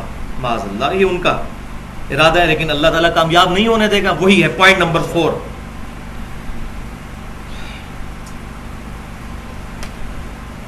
کہ غیر مسلموں کو یہ بات پتہ ہے کہ مسلمان دنیا میں حکمران رہے ہیں کم از کم 1000 سال تک، چاہے کسی طرح بھی ٹوٹی پھوٹی وہ حکومت تھی، لیکن کسی نہ کسی طریقے سے مسلمان حکمرانی کا مزہ چکھ چکے ہیں. اور غیر مسلموں کو ابھی حکمرانی کا مزہ چکھے ہوئے 200-300 سال ہی گزرے ہیں، اور ان کو پتا ہے کہ ان کا مزہ ابھی بھی تازہ ہے. کسی وقت بھی ان کو کبھی سلگھایا جائے تو ان کے اندر کی وہ آتش جو ہے وہ بھڑک سکتی ہے کہ ہم دنیا پر اسی لیے آئے ہیں کہ اللہ کا نظام قائم کریں اور مسلمانوں کو دنیا پر رول کرنا چاہیے، کیونکہ انہوں نے اتنا حکمرانی کا وقت جو دیکھا ہے. تو یہ بات ان کو ہر وقت تنگ کرتی رہتی ہے. اس وجہ سے بھی نبی صلی اللہ علیہ وسلم کی گستاخی اور قرآن پاک کی وہ گستاخی کرتے ہیں. لیکن یہ انشاءاللہ تعالی اللہ کا وعدہ ہے، هو الذی ارسل رسولہ بالہدی ودین الحق لیظہرہ علی الدین کلہ ولو کرہ المشرکون. اللہ ہی ہے جس نے اپنے رسول کو الہدا، قرآن اور دین حق کے ساتھ مبعوث کیا تاکہ اس دین کو سارے ادیان پر غالب کرے. اور انشاءاللہ یہ دین غالب ہوگا، یہ جو مرضی کرتے رہیں انشاءاللہ تعالی. اور پوائنٹ نمبر 5 جو مجھے اس حوالے سے سب سے امید کی کرن نظر آئی ہے کہ میں پریشان تھا کہ پوری دنیا کے مسلمان ایک فریکوینسی پہ کیسے آ سکتے ہیں. اتنے فرقے مسلمانوں میں، پھر لسانی فسادات، سیاسی اختلافات، ملکوں کے اختلافات، مسلمان ملکوں کی آپس میں جنگیں. یہ بات سمجھ نہیں آتی تھی کہ پوری دنیا کے مسلمان ایک فریکوینسی پر کیسے آئیں گے. لیکن الحمدللہ کافروں نے تو مسلمانوں کا برا چاہا، ٹوئنز ٹاور کا اٹیک کروا کر 11 ستمبر 2001 کو. لیکن واللہ خیر الماکرین، اللہ سب سے بڑھ کر خفیہ تدبیر فرمانے والا ہے. اللہ کی خفیہ تدبیر اس طرح غالب آئی کہ اللہ تبارک و تعالیٰ نے وہ جو انہوں نے بدنامی کا ذریعہ بنایا تھا اسلام کا، وہی واقعہ لوگوں کو اس بات پر مجبور کرتا ہے کہ وہ قرآن پاک کا ترجمہ پڑھیں اور تیزی سے لوگ مسلمان ہو گئے. تو اللہ تعالیٰ مردے میں سے زندہ کو نکال دیتا ہے، یخرج الحی من المیت. لہذا اس فلم کے بعد اور ان کارٹونز کے بعد بھی میں اللہ سے امید کرتا ہوں کہ اللہ تعالیٰ ان کی اس سازش کو اس طرح ناکام فرمائے گا. اور یہ سورۃ الحجر کا آخری رکوع جا کر پڑھ لیجئے، پارہ نمبر 14 میں اللہ تعالیٰ فرماتا ہے محبوب صلی اللہ علیہ وسلم ہم کفایت کریں گے آپ کی طرف سے جو آپ سے ٹھٹا اور مزاق کرنے والے ہیں، ان کے مقابلے پر ہم آپ کے لیے کافی ہیں. تو آپ صلی اللہ علیہ وسلم کی عزت اور ناموس کی حفاظت اللہ خود فرمانے والا ہے. آپ صلی اللہ علیہ وسلم کی عزت ہماری کسی تگ و دو یا کوشش کی محتاج نہیں ہے، یہ تو ہماری سعادت ہے کہ ہم اس کا حصہ بن جائیں. انشاءاللہ تعالی یہ کارٹونز اور یہ فلمیں بھی مسلمانوں کو پھر ایک فریکوینسی پر لے آئیں گی. اور اب دیکھ لیں آپ، پوری دنیا میں احتجاج ہوا کل جمعے کے دن 21 ستمبر 2012 کو پوری دنیا کے اندر. اب یہ ہماری بدبختی ہے کہ یہاں احتجاج جو ہے وہ ذرا بری شکل میں ہے، وہ بھی میں نے پوائنٹ آج انشاءاللہ تعالی ڈسکس کرنا ہے آگے چل کر. باقی پوری دنیا میں مسلمان الحمدللہ اپنے محبوب صلی اللہ علیہ وسلم کی محبت میں باہر نکلے ہیں اور احتجاج ریکارڈ کروایا ہے. اب آتے ہیں سٹیپ نمبر 2 کی طرف. یہ تو تشخیص ہو گئی، میں نے 5 پوائنٹس کی شکل میں بتایا کہ وہ یہ کرنا کیوں چاہ رہے ہیں. اصل میں پروفٹ کی نفرت ہمارے دلوں میں یا دنیا کے دل میں بٹھانا چاہتے ہیں. اب سٹیپ نمبر 2 ہے کہ اس کا علاج کیا ہے. اس وقت مسلمانوں کو کیا طرز عمل اختیار کرنا چاہیے اس اتنی بڑی آفت کے مقابلے پر. تو اس میں 3 پوائنٹس ہیں اور کیٹیگری وائز. پہلی کیٹیگری ہے مسلمان حکمرانوں کی، دوسری کیٹیگری مسلمان علماء اور دانشور اسکالرز اور جماعتیں مسلمان جو کام کر رہی ہیں، اور تیسری کیٹیگری میں مسلمان عوام الناس کو کیا کرنا چاہیے. تو کیٹیگری نمبر 1 میں مسلم ملکوں کے حکمرانوں کو کیا کرنا چاہیے. تو اس میں میرا پوائنٹ آف ویو یہ ہے کہ دنیا میں اکثر مسلمان حکمران تو خود ہی یہود و نصارہ کے پٹھو ہیں، سمیت ہمارے پاکستان کے. اس وقت اگر کوئی تھوڑی بہت رمق ہے کسی مسلمان حکومت میں کہ جو اس طرح کے معاملات میں سامنے آ سکتے ہیں، تو میرے نزدیک وہ 3 ملک ہی. نمبر 1 سعودی عرب، ان کو تو ویسے ہی آنا چاہیے، بنو اسماعیل کو اللہ تعالیٰ نے سارے جہان والوں پر فضیلت دی ہے. نمبر 2 ایران، اور نمبر 3 اس وقت بہت بڑی خوش نصیبی ہماری کہ مصر کے اندر بھی اسلامی حکومت آ چکی ہے الحمدللہ، تقریباً 100 سال کی جدوجہد کے بعد. تو یہ 3 مسلمان ملک سامنے آئے اور باقی مسلمان حکمرانوں کے ساتھ بھی بات چیت کر پہلا سٹیپ تو یہ لے کہ تمام مسلمان ملکوں میں امریکہ کی جو ایمبیسیز ہیں ان کو کچھ مخصوص وقت کے لیے بند کروا دیں احتجاج، جب تک وہ ویڈیوز یوٹیوب سے ڈیلیٹ نہیں کرتے، اسی طریقے سے گوگل سرچ میں سے نہیں نکالتے. یہ پہلا سٹیپ گورنمنٹس کو لینا چاہیے. اور پاکستان کے بزدل حکمرانوں کو میں ریکویسٹ کروں گا کہ انہوں نے جان چھڑانی ہے اگر اپنے مائی باپ سے، تو یوں کہہ لیں کہ امریکنز کو یہ کہیں کہ بھائی آپ کی جان و مال کی حفاظت ہم نہیں کر سکتے، تو خدا کے لیے کچھ عرصے کے لیے ہماری اس پاگل عوام کے کہنے پر آپ اپنی ایمبیسی جو ہے خود ہی بند کر دیں، کیونکہ یہ تو بیچارے بکے ہوئے ہیں نا، یہ ڈائریکٹ تو ان کو کہہ نہیں سکتے. اس طریقے سے کہہ کے کم از کم اپنا پروٹیسٹ ریکارڈ کروا دیں. پوائنٹ نمبر 2 اس میں مسلم حکمرانوں کی کیٹیگری میں وہ یہ ہے کہ جو سائبر ٹیکنالوجی ہے، یعنی انٹرنیٹ کی ٹیکنالوجی، اس کو کنٹرول ہونا چاہیے. مجھے پتا چلا ہے کہ ملیشیا کے اندر یہ ٹیکنالوجی کنٹرول ہے، وہاں پر یوٹیوب بند نہیں ہوئی، گوگل سرچ بند نہیں ہوئی، لیکن وہ ایسی کنٹرول ہے کہ انہوں نے کانٹریکٹ کیا ہوا تھا گوگل والوں کے ساتھ کہ ہم جب چاہیں گے کسی بھی ویڈیو کے معاملے میں اس کو بلاک کر سکتے ہیں. اب ملیشیا کے اندر اگر کوئی شخص انوسینس آف مسلم اس نام سے کوئی بھی سرچ کرے گا تو اس کے سرچ میں کوئی ویڈیو نہیں سامنے کھلے گی. تو سائبر ٹیکنالوجی جو ہے اس کو کنٹرول کرنے کی ضرورت ہے، خصوصاً ہماری جو وہ پی ٹی اے ہے، پاکستان ٹیلی کمیونیکیشن اتھارٹی، اس کو اس سلسلے میں سامنے آنا چاہیے. اور پوائنٹ نمبر 3 مسلم حکمرانوں کے حوالے سے وہ یہ ہے کہ جو ہماری الحمدللہ پوری دنیا کے مسلمانوں کی ایک آرگنائزیشن ہے OIC، organization of Islamic countries, جس کو وہ شاہ من نورانی صاحب کہا کرتے تھے OIC، وہ کہتے تھے یہ OIC نہیں ہے OIC، کوئی معاملہ ہو جاتا تھا کہتے OIC، یہ تو OIC ہے. اس کو فعال بنانے کی ضرورت ہے اور اس میں سب سے پہلے سعودی عرب کو ہی سامنے آنا چاہیے، کیونکہ آپ دیکھیں وہ اوپنلی یہ بات کر رہے ہیں اس وقت کہ ایکسس آف ایول جو ہے وہ 2 شہر ہیں، مکہ اور مدینہ، معاذ اللہ استغفر، یعنی فتنے کی بنیاد جو ہے یہ 2 شہر ہیں معاذ اللہ. اب بھی سعودی حکمران جو ہیں یہ ملوکیت، ان کو اگر شرم نہ آئے تو پھر کب آئے گی؟ ان کو سامنے آنے کی ضرورت ہے، OIC کو فعال کرنے کی.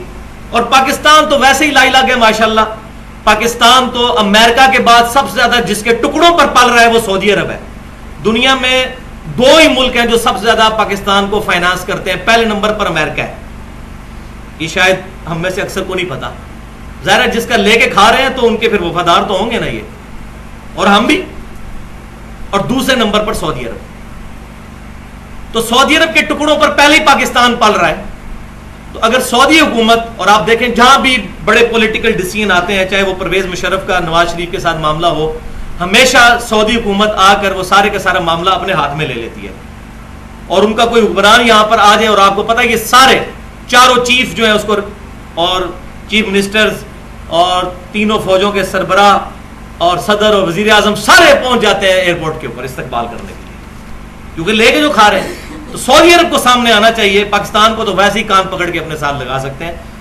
اور اسی طریقے سے باقی مسلمان ملکوں کو ان کو کوشش کرنی چاہیے کہ OIC کا فورم جو ہے اس کو اسٹرانگ کیا جائے تاکہ پوری دنیا میں مسلمانوں کی ایک آواز ہو. تقریباً 60 کے قریب مسلمان ملک ہیں، لیکن دنیا کے کسی معاملے میں ہم سے کوئی مشورہ نہیں کیا جاتا کیونکہ سارے بکھرے ہوئے. کیٹیگری نمبر 2 میں مسلم علماء اور اسکالرز اور مسلم جو دانشور اور دائی ہیں اور مسلمان جماعتیں جو ہیں ان کو کیا رول ادا کرنا چاہیے. تو اس میں پہلا جو پوائنٹ ہے وہ یہ ہے کہ مسلمانوں کے پاس اس وقت سب سے بڑا ایسٹ یہ ہے کہ مسلمان میرے جیسا گناہگار سے گناہگار مسلمان ہی کیوں نہ ہو، اس کے دل میں اپنے محبوب صلی اللہ علیہ وسلم کی محبت ہے. الحمدللہ، اس سے کوئی انکار نہیں ہے. میں ان فنیٹکس کی طرح بھی نہیں ہوں جو محبت رسول کو صرف اطاعت کے ساتھ جوڑ دیتے ہیں کہ جس نے داڑھی رکھ لی، پگڑی رکھ لی اور شلوار ٹخنوں سے اوپر کر لی نمازیں، وہی محبت رسول رکھنے والا ہے. ٹھیک ہے، یہ بھی ایک ذریعہ ہے محبت کو ڈیمانسٹریٹ کرنے کا، لیکن ایسا معاملہ ہو کہ کوئی شخص بے عمل ہے لیکن یہ کہنا کہ یہ بے عمل ہے اس وجہ سے اس میں محبت رسول نہیں ہے، تو یہ دجالیت کے سوا کچھ نہیں ہے. یہ دونوں ایکسٹریمز ہیں. محبت الگ سے ضروری ایک جذبہ ہے، اطاعت ایک الگ سے ضروری. یہ دونوں کنسٹرینٹس بیک وقت ضروری ہیں. اور اس پہ میں نے بہت مشکل اور خطرناک گفتگو کی ہے اہل سنت پاک.com پر. مسئلہ نمبر 9 کے نام سے ہے اللہ اور اس کے رسول کی محبت اور اطاعت کا فرق کیا ہے. بعض لوگ کہتے ہیں صرف محبت ہونی چاہیے، اطاعت کی ضرورت ہی کوئی نہیں. بعض کہتے ہیں جی اطاعت ہی ہونی چاہیے، جی اطاعت ہی محبت ہے. نہیں، یہ دونوں الگ سے جذبات ہیں، دونوں ضروری. اور میں ادھر ضمناً ایک حدیث بیان کر دوں جو میں نے اس میں کھول کر بیان کی ہے کہ ایک صحابی تھے، صحیح بخاری میں موجود ہے، شراب کے عادی تھے، شراب پیتے تھے، ان پر حد لگائی جاتی تھی، بار بار کرتے تھے نبی صلی اللہ علیہ وسلم کی موجودگی میں. تو بعض صحابہ کو غصہ آیا، انہوں نے کہا لعنت ہو اس پر، اللہ کے نبی کے سامنے بھی یہ معاملات کرتا ہے. تو نبی صلی اللہ علیہ وسلم نے صحابہ کو ڈانٹا اور فرمایا جو میں جانتا ہوں وہ تم نہیں جانتے، اس پر لعنت مت کرو، یہ اللہ اور اس کے رسول سے محبت کرتا ہے. حالانکہ شرابی تھا، لیکن اس کی بنیاد پر کوئی شراب نہ پینا شروع کر دے. ان کی محبت کی گارنٹی اللہ کے نبی نے دی کہ ان کی محبت اتنی غالب تھی کہ ان کے بد عمالیوں کا کفارہ بن گئی. ہم یہ گارنٹی دے سکتے ہیں کہ ہماری محبت اس لیول کی ہے کہ ہمارے گناہوں کا کفارہ بنے گی. تو باقی یہ ڈیٹیل سے گفتگو میں نے اس میں کی ہے، وہ سننے والی گفتگو ہے. اس طرح کی گفتگو ابھی تک کسی نے نہیں کی، کیونکہ یہاں فرقہ واریت کی نظر ہو جاتا ہے معاملہ. بریلوی ایک ایکسٹریم کو چلے جاتے ہیں، اہل حدیث دوسری ایکسٹریم کو چلے جاتے ہیں. تو میں نے اہل سنت کا جو منہج ہے وہ صحیح بیان کیا ہے کہ نہ تو بالکل وہ والا معاملہ ہے کہ خالی محبت ہی محبت، امال کی طرف سے بائی بائی، اور نہ یہ کہ صرف امال ہی امال اور محبت کا جذبہ نہ ہو. نہیں، یہ دونوں ایکسٹریمز نہیں ہونی چاہیے، پیرلل میں دونوں چیزیں ضروری ہیں. پوائنٹ نمبر 2، مسلمان حکمرانوں کو نبی صلی اللہ علیہ وسلم کی محبت کو کیش کرواتے ہوئے اس وقت یہ ضرورت ہے کہ مسلمانوں کو ایجوکیٹ کریں اس معاملے میں اور بتائیں کہ مسلمان دنیا میں کس کام کے لیے آیا ہے. یہ اللہ کا خلیفہ ہے دنیا پر، اور مسلمانوں کو خلافت اور ملوکیت کا فرق سمجھائیں. اب ضرورت آ گئی ہے. پہلے اگر 1000 سال تک ملوکیت رہی بنو امیہ کی اور بنو عباس کی تو کم از کم ٹوٹی پھوٹی شکل میں کچھ اسلامی سزائیں اور یہ معاملات نافذ تھے. لیکن جب سے کلونیل پاورز آئیں اور مسلمان سب کچھ اپنا بھول گئے اور صرف نماز روزے کو ہی سب کچھ سمجھ لیا اور اسلام کو ایز اے دین بھلا دیا کہ یہ دین اپنا غلبہ چاہتا ہے حکومتی لیول پر بھی. جدا ہو دین سیاست سے تو رہ جاتی ہے چنگیزی. جو سب سے پہلے میں سمجھتا ہوں صدیوں کی گراوٹ کے بعد پہلا شخص جو امت میں جس نے اس آواز کو بلند کیا وہ ڈاکٹر اقبال ہے. اور انہوں نے پھر اپنے زمانے میں ایک اور بندے کو پوائنٹ آؤٹ کیا کہ یہ مسلمانوں کو لیڈ کر سکتا ہے، اور وہ وقت نے بتایا کہ واقعی اس نے بہت بڑا کارنامہ کیا، وہ مولانا مودودی رحمۃ اللہ علیہ. اور پھر تیسرے نمبر پر پرسنالٹی ڈاکٹر اسرار صاحب جو ان کے شاگرد تھے. تو میں نے تقریباً 2 گھنٹے کی گفتگو کی ہے مسئلہ نمبر 47 کے نام سے، خلافت قرآن اور منہج انقلاب نبوی کے 3 سٹیپس. 2 گھنٹے کی گفتگو اہل سنت پاک.com پر رکھی ہوئی ہے، اور اسی میں سے آخری 1 گھنٹے کی گفتگو ہے جس کا نام ہے کہ فکر حسین تحریک خلافت کی روح ہے. وہ ایکسکلوسیو گفتگو ہے کہ آج سیدنا حسین کی قدر یاد آتی ہے. بات وہی ہے کہ ماما روزانہ حسین نہیں جمدیاں، روزانہ حسین نہیں مائیں پیدا کر سکتی. آج حسین علیہ السلام رضی اللہ تعالیٰ عنہ، یہ دونوں کہنا جائز ہے، صحیح، آج قدر آ رہی ہے کہ خلافت اور ملوکیت کا کیا فرق ہے. تو اس چیز کی ضرورت ہے کہ اس چیز کو اجاگر کیا جائے، اور اس میں نے اس لیکچر میں یہ 3 پوائنٹس بتائے ہیں کہ دعوت الی القرآن، اور جب دعوت الی القرآن ہوگی فرقہ واریت ختم ہو جائے گی، خود سب اپنے آپ کو مسلمان کہیں گے. وَاعْتَصِمُوا بِحَبْلِ اللَّهِ جَمِيعًا وَلَا تَفَرَّقُوا هُوَ سَمَّاكُمُ الْمُسْلِمِينَ مِنْ قَبْلُ وَفِي هَذَا. قرآن تو کہے گا پھر مسلم اور فرقہ واریت سے پرہیز کرو. اس لیکچر میں نے ڈیٹیل سے بتایا. اور دوسرا قتال کا جذبہ یہ مسلمان علماء پیدا کریں، جو اسلام کا سمم بونم ہے. اس پہ میری پوری گفتگو الگ سے بھی ہے مسئلہ نمبر 25 کے نام سے، قتال کی اہمیت اور کلمہ گو اہل قبلہ مسلمانوں کی تکفیر کی مذمت. کیونکہ کچھ لوگ قتال کی آڑ میں اہل قبلہ اور مسلمانوں کو جو ہے وہ منافق ڈکلیئر کر دیتے ہیں، یہ بھی دوسری ایکسٹریم ہے. اور تیسری چیز ہے فکر حسین کو عام کیا جائے کہ سیدنا حسین نے جو بنو امیہ کی ظالم حکومت کے خلاف پیسیو ریزسٹنس کرتے ہوئے اپنی جان دی، تو وہ وجہ کیا تھی وہ آج سمجھ آ رہی ہے. اب آخری کیٹیگری اس میں وہ ہے مسلم عوام الناس کی. عوام الناس کو کیا کرنا چاہیے؟ پہلے مسلم حکمران، اس کے بعد مسلم جماعتیں اور علماء، اب مسلم عوام الناس یعنی ہمارے جیسے لوگوں کو کیا کرنا چاہیے. تو پوائنٹ نمبر 1 اس میں یہ ہے کہ مسلمانوں کو اب چاہیے کہ اپنے دین کی طرف رجوع کریں اور کتاب و سنت کا علم حاصل کریں خود. اس کے لیے کسی مدرسے میں داخلہ لینے کی ضرورت نہیں ہے، ورنہ آپ کسی فرقے کے عالم بن کر باہر نکلیں گے. آپ اسلام کے خادم بنیں. قرآن، بخاری اور مسلم کا ترجمہ اردو میں خود پڑھیں، کسی بھی مکتبہ فکر کا پڑھ لیں. ترجمے میں کوئی گڑبڑ نہیں ہے، تفسیروں میں یہ ان لوگوں نے گڑبڑ کی. تفسیر اسی کی پڑھیں جو صحیح حدیث سے سپورٹڈ ہے. ادروائز صرف قرآن کا ترجمہ اور صحیح بخاری اور صحیح مسلم کا ترجمہ پڑھیں تاکہ دین بالکل واضح ہو. اور اس میں سجیسٹ کروں گا، اس وقت 2 ترجمے ایسے ہیں کہ جو میں نے سارے مکاتب فکر کے جو ترجمے اسٹڈی کیے ہیں اس کے بعد میں سمجھتا ہوں سب سے آسان ہے اور قرآن کی روح کے قریب ہے، اور قرآن کا سوز و گداز ان ترجمے میں موجود ہے. ان میں سے پہلا ترجمہ مولانا مودودی رحمۃ اللہ علیہ کا ہے، جو اب الگ سے چھپ چکا ہے، ایک صفحے پر عربی اور دوسرے پر اردو. اس طریقے سے اس کا یہ فائدہ ہے اگر کسی نے صرف ترجمہ پڑھنا ہے تو ترجمہ پڑھ سکتا ہے، کمپیوٹر کمپوزنگ والا وہ آپ لے لیں. اور دوسرا ترجمہ ایک بریلوی عالم ہے، 1997 میں ان کی ڈیتھ ہوئی، جسٹس پیر کرم شاہ صاحب الازہری، جو الازہر یونیورسٹی سے پڑھے ہوئے تھے. ان کا ترجمہ جو میرے پاس بھی ہے جس سے میں درس دیتا ہوں، وہ ترجمہ بھی کافی آسان ہے. دوسرے نمبر پر اگر کوئی ترجمہ، یہ 2 ترجمے. اس کے علاوہ بھی جس کا ترجمہ پسند ہے وہ پڑھے. اہل تشیع کا ترجمہ پڑھ سکتے ہیں، کسی کا بھی پڑھ سکتے ہیں. ترجمے میں انشاءاللہ مولوی نہیں گھسے گا اس لیول تک، اللہ ماشاءاللہ کو 2-4 غلطیاں کرے لیکن وہ پکڑا جاتا ہے. ہاں جی، اب آ رہی ہے ذرا کڑوی گولی.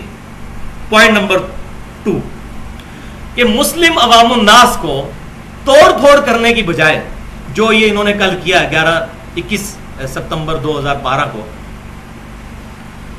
اور یہ بھی بالکل غلط باتیں ہو رہی ہیں کہ جی یہ کوئی غیر مسلم مسلمانوں میں گھسا ہے، کوئی را انوالو ہے. او بھائی کوئی نہیں، میں بچپن سے مولویوں کے ساتھ اٹھا بیٹھا ہوں، یہ سب کچھ مولوی خود کرواتے ہیں. پھر پبلک میں آ کر اور ٹی وی پر بیٹھ کے کہہ رہے ہیں توڑ پھوڑ نہیں کرنی چاہیے، کرواتے خود ہیں. ان کی 2 رخی ہیں. اللہ ماشاءاللہ جو سمجھدار جماعتیں وہ الگ بات، جو اسٹیبلش ہیں ان کی میں بات نہیں کرتا، لیکن کچھ جو شترے بے مہار جس کو کہتے ہیں نا علماء، وہ یہ اس طرح کے کام کر رہے ہیں. اور لوگوں کو ورگے باہر سے کوئی نہیں آ کے بھائی کر رہا. باہر سے آ کے میں ٹی وی پہ سن رہا تھا 6000 لوگوں کے خلاف مقدمہ ہوا ہے, 6000 راہ کے ایجنٹ پاکستان میں آ گیا. یہ پاکستانی ہے جو مس یوز ہوتے ہیں. تو توڑ پھوڑ کرنے کی بجائے محبت رسول کا دعویٰ کرنا ہے تو میں تو پھر کڑوی گولی دوں گا کہ جس کو محبت رسول ہے نا جی, وہ چوک میں کھڑا ہو کر پھر اعلان کرے کہ انہوں نے میرے نبی کی داڑھی میں بم رکھا ہے تو میں آج کے بعد داڑھی کی نیت کرتا ہوں. ہاں جی, کرے نا داڑھی کی نیت, آگے پتہ چل جائے گا. یہ محبت رسول میں کلاشن کوف چلا لینا بہت آسان ہے. کسی کو پتھر مار لینا, کسی کا شیشہ توڑ دینا, کسی گاڑی کو آگ لگا دینا, یہ بہت آسان ہے. ہاں, داڑھی کی نیت کرنا مشکل ہے کیونکہ بیوی منع کرے گی, ماں دودھ نہیں بخشے گی, یہ تو بہت مشکل کام ہے. تو یہ سارے جھوٹے دعوے ہیں. اگر ہے تو سامنے آئے. جس طرح آپ کو پتا ہے انڈیا کے اندر بھی کتنے وہ ہزار نوجوانوں نے جو ہے وہ اکٹھی شیو کی تھی صرف وہ ایک بلیڈ کے اشتہار کے لیے. پھر پاکستان میں بھی ہونے لگی, یا پھر کچھ لوگ سامنے آئے انہوں نے اس کو روک دیا.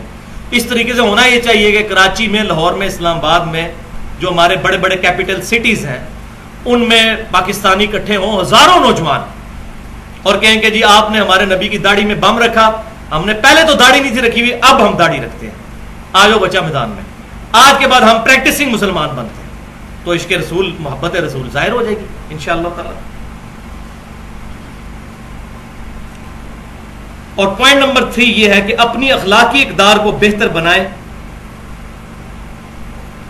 تاکہ مسلمان تبلیغ کا ذریعہ بن سکیں. دنیا میں بے ایمانی پر پہلے نمبر پر مسلمان,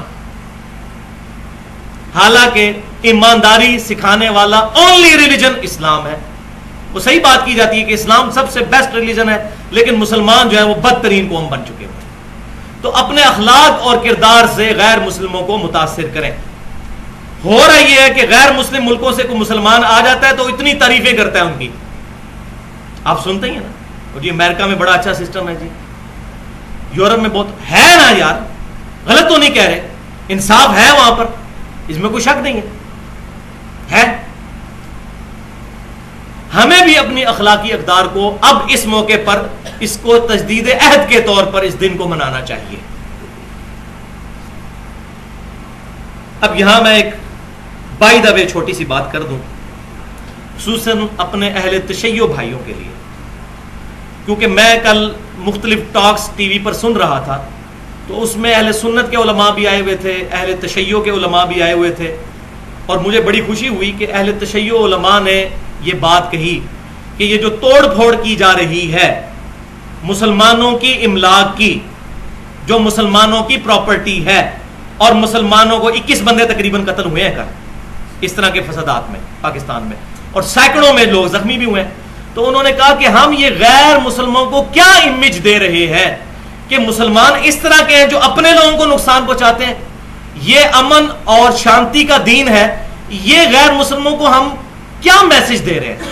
یہ میں نے کل ایک اہل تشیع عالم کی گفتگو سنی تو مجھے بڑی خوشی ہوئی کہ ماشاءاللہ یہی تو بات ہم آپ کو بھی سمجھانا چاہتے ہیں کہ خدا کے لیے 10 محرم کے دن جب آپ زنجیر زنی کرتے ہیں اور اپنے آپ کو چھریاں مارتے ہیں اور کوئلوں پر کھڑے ہو کر ماتم کر کے اپنے پاؤں جلاتے ہیں, اس وقت غیر مسلموں کو کیا امیج جاتا ہے کہ یار سٹون ایجز کے لوگوں نے بھی یہ کام نہیں کیے کہ اپنے آپ کو چھریاں ماری ہوں, اپنے آپ کو زنجیریں ماری ہوں اور کوئلوں پر کھڑے ہو کر ماتم کیا ہو. سٹون ایج کے لوگ بھی اتنے سمجھدار تھے کہ اپنے آپ کو چھری نہیں مارتے تھے.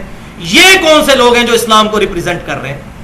اور میں چیلنج کرتا ہوں اہل تشیع اپنے اصول حدیث پر اپنی کتابوں میں سے کوئی ایک بھی صحیح سند کے ساتھ روایت ثابت کر دے کہ ائمہ اہل بیت علیہم السلام رضی اللہ عنہم اجمعین رحمہم اللہ اجمعین ان میں سے کسی نے کبھی ماتم کیا ہو, زنجیر زنی کی ہو یا یہ معاملہ کیا ہو. ان کی مجلسیں زیادہ سے زیادہ یہ ہوتی تھی کہ 10 محرم والے دن اس فکر حسین کو یاد کرنے کے لیے, جو ہم بھی عام محرم میں پروگرام کرتے ہیں, یہ کوئی ایسا مسئلہ نہیں ہے, مجلس کا قیام کرتے تھے, ان مظالم کو یاد کرتے تھے تاکہ یہ ایک فکر زندہ رہے, اور اس میں زیادہ سے زیادہ آنسو بہائے جاتے تھے. یہ ان کی اپنی کتابوں میں لکھا ہوا ہے. یہ تو انڈیا پاکستان کے اندر ہر دین بڑی شکل کے اندر آ چکا ہے, اس میں سے یہ ہے, یہ ماتم زنی, ورنہ یہ کہیں کانسیپٹ نہیں تھا, کتابوں میں تو نہیں ہے. بالکل اسی طریقے سے جس طرح 95% اہل سنت اس طریقے پہ نماز پڑھ رہے ہیں جو بخاری اور مسلم کے طریقے کے خلاف ہے. اب ان سے بات کرتے ہیں تو وہ ہمیں میڑا مارتے ہیں کہ جی آپ کے سنی کون سے بخاری مسلم پہ عمل کر رہے ہیں؟ مانتے تو بخاری مسلم کو ہے, تو نماز 95% اہل سنت نماز ہی غلط پڑھ رہے ہیں, بخاری مسلم کے طریقے پہ نہیں پڑھ رہے, سوائے اہل حدیث کے کوئی بھی اس کو فالو کر ہی نہیں رہا. تو کہتے ہیں یہ کیا اہل حدیث کیا آٹے میں نمک بھی نہیں ہے, باقی سنی تو آپ کے بخاری مسلم کے خلاف ہے, تو آپ کون سا اپنی کتابوں پہ چل رہے ہیں؟ اس وقت ہم بھی منہ اڑ کے بیٹھ جاتے ہیں. تو یہ ہمارے اینڈ پہ بھی غلطی ہے, اہل سنت کے منہج میں بھی, کہ ہمیں بخاری اور مسلم کے طریقے کے مطابق نماز پڑھنی چاہیے, اپنی کتابوں کو ہمیں بھی پریکٹس کرنا چاہیے. تو اہل تشیع بھی یہ معاملہ, ان کو بھی اپنی کتابیں دیکھنی. اور یہ جو میں نے بات کی, ہو سکتا ہے کسی کو کڑوی لگے کہ ائمہ اہل بیت یہ معاملات کرتے تھے, تو سال کے بعد اگر کوئی محرم کے مہینے میں 10 محرم کے واقعے کو یاد کر کے رو لیتا ہے تو یہ ثواب کا کام ہے, وہ گناہ کا کام نہیں ہے. اور میں یہ حدیث سے پیش کرتا ہوں, مسند امام احمد میں انٹرنیشنل نمبرنگ کے مطابق جلد نمبر 1 میں صفحہ 85 پر 648 نمبر حدیث ہے, اور حدیث کے راوی بھی مولا علی ہے. مولا علی سے مراد جگری یار ہمارے علی, مولا کا مطلب دلی دوست, مولا علی رضی اللہ تعالیٰ عنہ. وہ کہتے ہیں کہ ایک دن میں نبی صلی اللہ علیہ وسلم کی خدمت میں حاضر ہوا. آپ صلی اللہ علیہ وسلم نے سیدنا حسین کو اپنی گود میں اٹھایا ہوا تھا اور چشمان کرم سے مسلسل آنسو بہ رہے تھے. تو میں نے کہا اے اللہ کے رسول, میرے ماں باپ آپ پر قربان, آپ کو کسی نے غمگین کر دیا. تو آپ صلی اللہ علیہ وسلم نے فرمایا کہ ابھی میرے پاس ایک فرشتہ آیا تھا اور اس نے مجھے خبر دی کہ اے اللہ کے نبی صلی اللہ علیہ وسلم, آپ اس بچے سے اتنی محبت کرتے ہیں؟ تو میں نے کہا ہاں کرتا ہوں. تو فرمایا, اس فرشتے نے عرض کی کہ اے اللہ کے رسول صلی اللہ علیہ وسلم, آپ کی امت اس بچے کو فرات کے کنارے شہید کر دے گی. پھر اس فرشتے نے یوں ہاتھ مارا اور وہ سرخ مٹی کربلا کی لا کر نبی صلی اللہ علیہ وسلم کے سامنے رکھی. تو آپ صلی اللہ علیہ وسلم کہتے ہیں کہ یہ بات سن کر میں اپنے اوپر ضبط نہ کر سکا اور میری آنکھوں سے آنسو روا ہو گئے. حالانکہ واقعہ کربلا ابھی نہیں ہوا تھا, لہذا سیدنا حسین کی محبت میں آنسو بہانا یہ نبی صلی اللہ علیہ وسلم کی سنت ہے, اور اس کو بدعت کہنے والا خود بدعتی ہوگا اور دشمنان اہل بیت میں سے ہوگا, جزیدی پارٹی میں سے. تو میں نے اس پہ پورا ایک ایکسکلوسیو لیکچر دیا ہے, ایکسپلوسیو لیکچر, جس سے ایک دفعہ دھماکہ ہو گیا ہے پوری دنیا کے اہل سنت کے ایوانوں میں. 2 گھنٹے اور 20 منٹ کی گفتگو ہے حسینیت اور یزیدیت کا تحقیقی جائزہ اہل سنت کی کتابوں سے, اور اس میں جو بندہ مجرم کے طور پر سامنے آیا اس کو میں نے ننگا کر دیا, نبی صلی اللہ علیہ وسلم کی احادیث کی بنیاد پر, اپنی مرضی سے نہیں. اور اکثر احادیث صحیح بخاری اور مسلم سے پیش کی ہیں. اور اس پہ 2 ریسرچ پیپر بھی ہیں میرے. ریسرچ پیپر نمبر 5A کے نام سے اہل سنت پاک.com پر یہ لیکچر بھی ہے, اور 5A رافضیت, ناسبیت اور جزیدیت کا تحقیقی جائزہ. اس ریسرچ پیپر کی پروف ریڈنگ دور حاضر کے بہت بڑے محدث شیخ زبیر علی زئی صاحب نے کی ہے. اور دوسرا ہے 5B اربعین حسینی, یعنی سیدنا حسین کی نسبت سے 40 حدیثیں میں نے جمع کی ہیں. اس کا نام رکھا ہے واقعہ کربلا کی اسلامی تاریخ, اسلامک ہسٹری آف واقعہ کربلا, 40 صحیح احادیث کی روشنی میں, اور وہ اہل سنت کی کتابوں سے انٹرنیشنل نمبرنگ کے مطابق. جو چیزیں آج سے 30-40 سال پہلے جب مولانا مودودی رحمۃ اللہ علیہ نے خلافت اور ملوکیت میں پیش کی تو لوگوں کو پیٹ میں درد ہوا کہ یہ باتیں کہاں سے لکھ رہے ہیں. اور میں نے پچھلے لیکچر میں بھی بتایا تھا کہ وہ کتاب میں نے بعد میں پڑھی ہے اس لیکچر اور پمفلٹ لکھنے کے بعد, میری انڈیپینڈنٹ ہے. لہٰذا اگر خلافت اور ملوکیت پہ کسی کا کوئی اعتراض ہے تو وہ میرا ریسرچ پیپر پڑھ لے. میں نے وہ تمام باتیں اہل سنت کی حدیث کی کتابوں سے بتائی ہیں جو مولانا مودودی نے خلافت اور ملوکیت میں اہل سنت کی تاریخ سے بتائی تھی.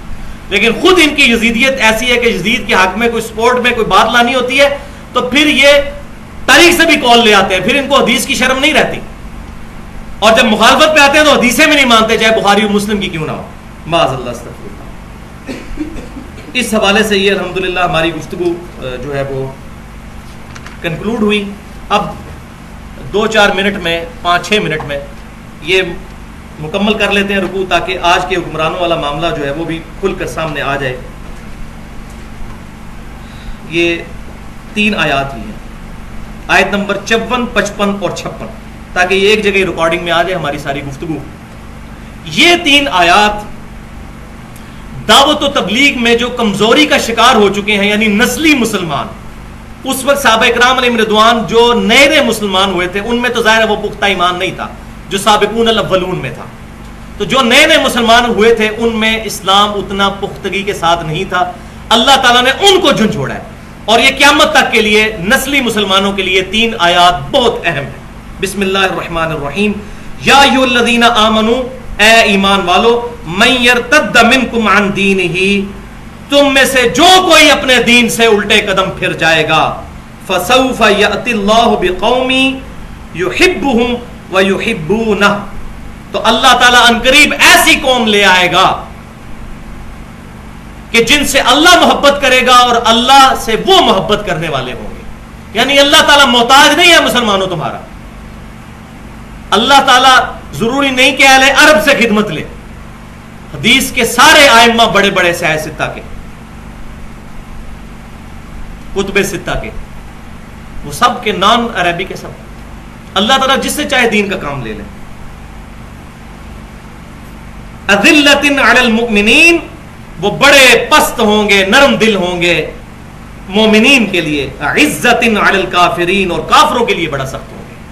یہ ایمان والوں کی نشانی. اور یہاں الٹا ہے، کافروں کے ساتھ دوستیاں ان حکمرانوں کی، اور مسلمانوں کو مارتے ہیں اور پیٹتے ہیں. اور مجھے وہ بات یاد آ گئی، کل مجھے بڑی خوشی ہوئی، ایک بیان میری مرضی کا دیا ہے اور وہ روٹ کاز انالیسس کیا ہے وہ جماعت اسلامی کے امیر جو ہے منور حسن صاحب نے. انہوں نے کہا یہ جو پاکستانیوں نے توڑ پھوڑ کی ہے اس کی واحد وجہ یہ ہے کہ زرداری صاحب کیوں نہیں احتجاج میں شامل ہوئے. یہ صحیح کانٹے کی بات کی ہے، کیونکہ مسلمان، پاکستان کے مسلمان اس وقت ان لوگوں کو پٹھو سمجھتے ہیں امریکہ کا، اور ہے بھی ہیں. اور اگر یہ پٹھو نہیں ہے تو سامنے آتے. اور احتجاج تو خیر یہ تو شرمناک بات ہے، ان کو احتجاج کرنا چاہیے، ان کو تو ایکشن لینا ہے. احتجاج کیوں کر رہے ہیں؟ ان کے تو اختیار میں ہے سب کچھ. یہ ایمبیسی ان کی بند کریں، یہ بھی احتجاج کر رہے ہیں. کیا عوام کو دھوکہ دے رہے ہیں؟ واقعی زرداری بھی خود سڑک پر نکلتا اور اپنے ایمان کا ثبوت دیتا کہ میں بھی تمہارے ساتھ شامل ہوں تو مسلمانوں کو اعتماد ہوتا. ابھی یہ جو کچھ بھی پاکستانیوں نے کیا اسلام آباد میں، کراچی میں، یہ جو کچھ کیا، میں یہ نہیں کہہ رہا کہ یہ ایٹیچیوڈ غلط ہے، لیکن یہ ایٹیچیوڈ سامنے آیا ہے ہمارے حکمرانوں پر اعتماد نہ ہونے کا نتیجہ ہے. پرائمری مجرم اس میں ہمارے حکمران ہیں.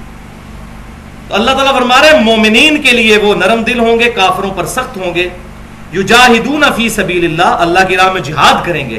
ولا یخافون لومۃ لائم، اور کسی ملامت کرنے والے کی ملامت کی پرواہ نہیں کریں گے کہ جی اوکے کہیں گے جی، نہیں، اپنے دین کے لیے قربانی دینے کے لیے تیار ہوں گے. ذالک فضل اللہ، لیکن یہ تو اللہ کا فضل ہی ہے، مردود لوگوں پر تو فضل نہیں ہوگا.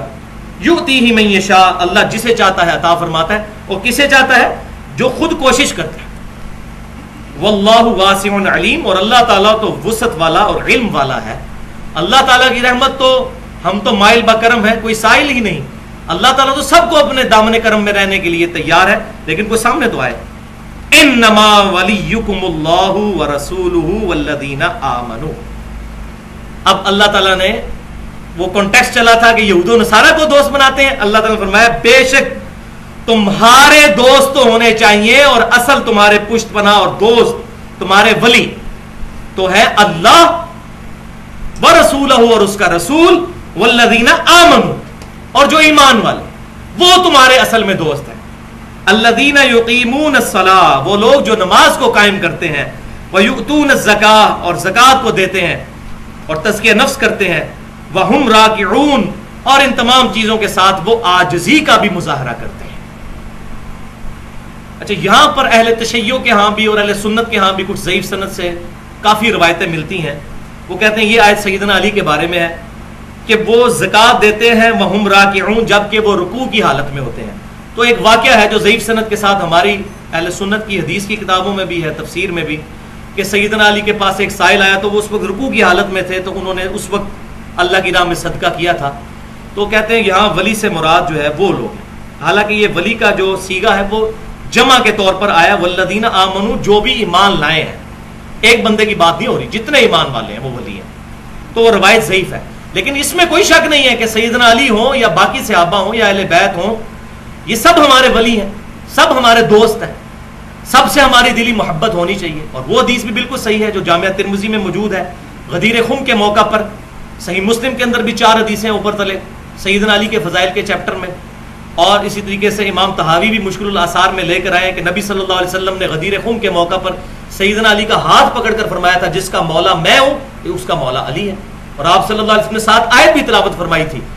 النبی اولا بالمؤمنین من انفسہم، نبی صلی اللہ علیہ وسلم مومنین کی جانوں پر ان سے بڑھ کر حق رکھتے ہیں، اور ان کی بیویاں، نبی صلی اللہ علیہ وسلم کی بیویاں امت کی مائیں ہیں.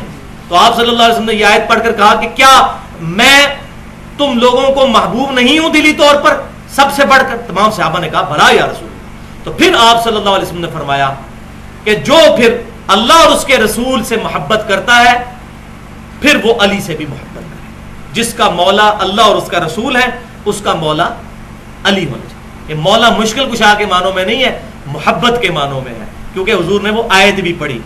تو آیت جو ہے انشاءاللہ یہ 2 نمبر معنی نہیں آنے دے گی. صحیح مسلم میں بھی انٹرنیشنل نمبر کے مطابق کتاب الایمان چیپٹر میں 240 نمبر حدیث ہے، علی سے محبت نہیں کرے گا مگر مؤمن، علی سے بغض نہیں رکھے گا مگر منافق. محبت علی از دا لٹمس ٹیسٹ آف ایمان. سیدنا علی کی محبت لٹمس ٹیسٹ ہے ایمان کا. لیکن وہی کڑوی بات دوبارہ سن لیجئے، محبت علی کا یہ تقاضا ہرگز نہیں ہے کہ سیدنا علی کو پکارنا شروع کر دیا جائے اور ان سے دعا کی جائے. دعا اللہ کے ساتھ ہے. سنن ابی داؤد، ترمذی، ابن ماجہ میں حدیث ہے اب دعا هو العبادہ، دعا ہی تو عبادت ہے. ایاک نعبد و ایاک نستعین، اے اللہ ہم صرف تیری ہی عبادت کرتے ہیں اور غائب میں مدد یعنی دعا کے لیے صرف تجھی کو پکارتے ہیں. یہ جھگڑا ہی نہیں ہے کہ سیدنا علی کو اختیار ہے یا نہیں، شیخ عبد القادر جیلانی رحمۃ اللہ علیہ کو اختیار ہے یا نہیں، فرشتوں کو اختیار ہے یا نہیں. یہ تو جھگڑا ہی نہیں. اختیار ہو تب بھی غائب میں اللہ کے علاوہ کسی کو دعا کے لیے پکارنا خالصتاً شرک اور ناقابل معافی گناہ ہے. بارش کون برساتا ہے؟ اللہ. ڈیوٹی کس کی ہے؟ فرشتوں کی. لیکن اگر فرشتوں سے دعا کریں گے، فرشتوں بارش برسا دو کہ گرمی کا موسم قریب آ رہا ہے، یہ کلمہ ہو جائے گا شرک. یا فرشتوں یہ پیغام دے دو کہ خادم تمہارا صحیح دار ہے، نہیں. فرشتوں کو ہم پکار نہیں سکتے. ہم کہیں گے اللہم صلی علی محمد، اے اللہ آپ ہمارا درود نبی صلی اللہ علیہ وسلم تک پہنچائیں. اور بخاری اور مسلم کی متفق علیہ حدیث ہے جب تم نماز میں پڑھتے ہو السلام علیکم ایھا النبی ورحمۃ اللہ وبرکاتہ، السلام علینا وعلی عباد اللہ الصالحین، تو اللہ تعالیٰ زمین و آسمان میں ہر نیک بندے تک تمہارا سلام پہنچا دیتا ہے. اللہ پہنچا دیتا ہے سلام. ایھا النبی پیش کرتے ہیں لوگ، اللہ پہنچاتا ہے. ہم نبی پر ہی سلام پڑھ رہے ہیں، اللہ پہنچا رہے ہیں. الحمدللہ یہ تو عقیدہ ہے ہمارا، متفقہ عقیدہ ہے الحمدللہ. تو اس پہ میرے 2 لیکچر ہیں، میں سمجھتا ہوں اپنے نوعیت کے منفرد لیکچر ہیں. مسئلہ نمبر 3 کے نام سے دعا صرف اللہ ہی سے 2.25 گھنٹے کا ہے. تمام کنفیوژنس میں نے دور کی ہیں جو غیر اللہ سے مدد کے بارے میں لوگ دلائل دیتے ہیں. اور اسی کی پھر ایکسٹینشن کے طور پر مسئلہ نمبر 43 کے نام سے توسل اور وسیلہ کے صحیح احکام و مسائل، توسل اور وسیلہ کے صحیح احکام و مسائل، تقریباً 1.5 گھنٹے کی گفتگو اہل سنت پاک.com پر رکھی ہوئی ہے. کیونکہ بعض لوگ کہتے ہیں یا علی مدد ہم توسل کے طور پر کہتے ہیں، اس میں میں نے اس کی اپروپریٹ 5 توسل کی شکلیں بتائی ہیں. اور اس میں امام ابن تیمیہ رحمۃ اللہ علیہ کا جو غلو ہے ان کا بھی میں نے علمی رد کیا ہے جو ان سے غلطیاں ہوئیں الحمدللہ. اب آ جائیے آخری آیت. تو اب یہ کنٹیکسٹ بھی آیت کا بتا رہا تھا کہ دوست وہ ہے، تو یہ مشکل کشائی پہ لگائی ہوتی ہے یہ آیت کو، جی تمہارا مشکل کشا اللہ ہے، اس کے فرشتے رسول ہیں، اور یہ ہے ہی نہیں ہے. دوست ان سے دلی دوستی کرو. وَمَن يَتَوَلَّ اللَّهَ وَرَسُولَهُ، اور یاد رکھو جس نے اللہ اور اس کے رسول کے ساتھ دوستی کی، ان سے دلی رشتہ رکھا. وَالَّذِينَ آمَنُوا، اور جو لوگ ایمان لائے، فَإِنَّ حِزْبَ اللَّهِ هُمُ الْغَالِبُونَ، تو بے شک اللہ کا گروہ ہی غالب رہنے والا ہے. یہ ہے حزب اللہ. اللہ، اس کے پیغمبر صلی اللہ علیہ وسلم اور اہل ایمان، یہ ایک جماعت ہے، یہ ایک حزب اللہ ہے، یہ ایک آرگینک ہول ہے. الحمدللہ. اللہ تعالیٰ سے دعا ہے جو حق بات میں نے کہی اللہ تعالیٰ ہمارے دلوں میں راسخ فرمائے. اگر جذبات میں میرے منہ سے کوئی غلط بات نکل گئی تو اللہ تعالی ہمارے دل سے محو کر دے. ہمیں کتاب و سنت اور اجماع کی تعلیمات پر سلف صالحین، صحابہ، تابعین، تبع تابعین، ائمہ اہل بیت رضی اللہ عنہم اجمعین کے فہم کے مطابق عمل کرنے کی توفیق عطا فرمائے. سبحانک اللہم و بحمدک اشہد ان لا الہ الا انت استغفرک و اتوب الیک وما علینا الا البلاغ المبین. جزاکم اللہ خیر.